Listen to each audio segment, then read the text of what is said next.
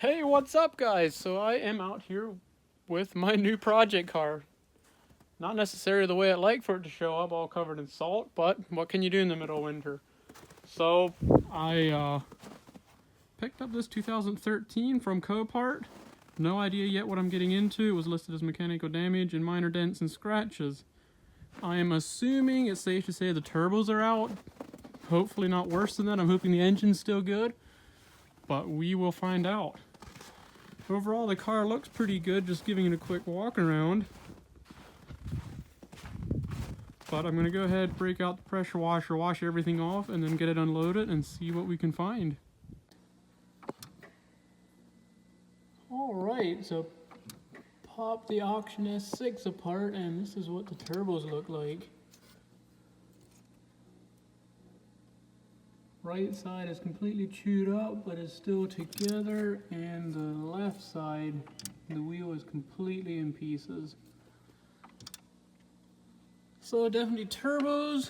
We'll be doing PCV and having to clean out the water to air cooler, the charge cooler there. There's pieces down in there as well.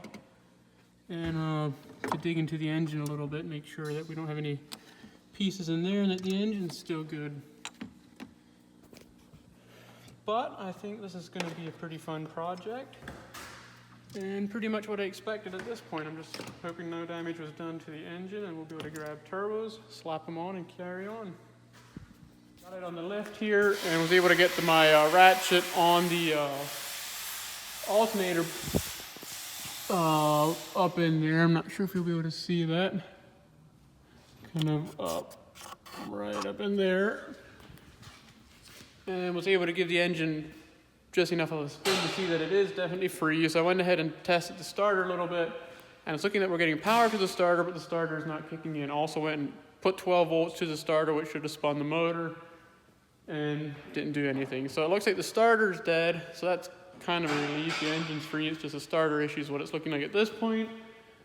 So I think what I'm going to be doing now is I'm going to pull the front end off. That way I can get into the charge cooler, pull that off, pull the intakes off to make sure we don't have any turbo trash getting into the engine. Then I'll be able to bore scope the valves and stuff, see if we got any damage in there.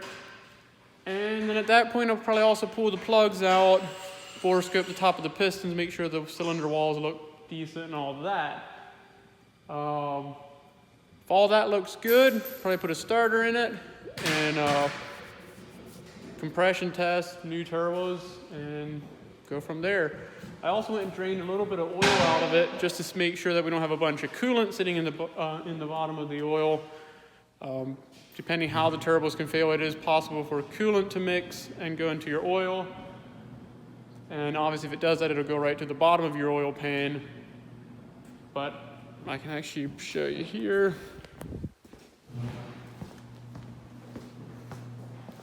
So this is the oil I drained out. Looks pretty good, no visible particles.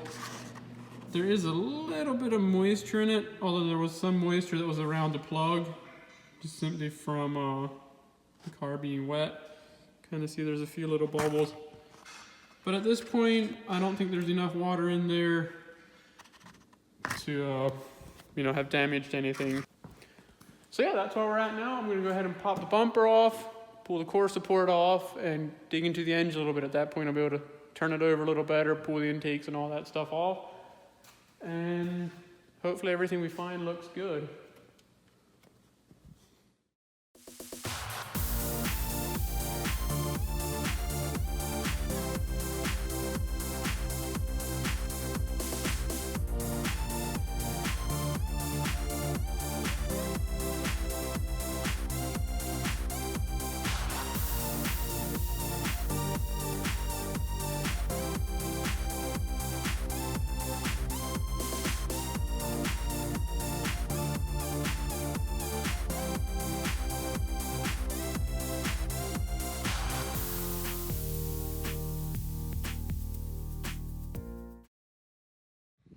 All right, so thanks again for watching.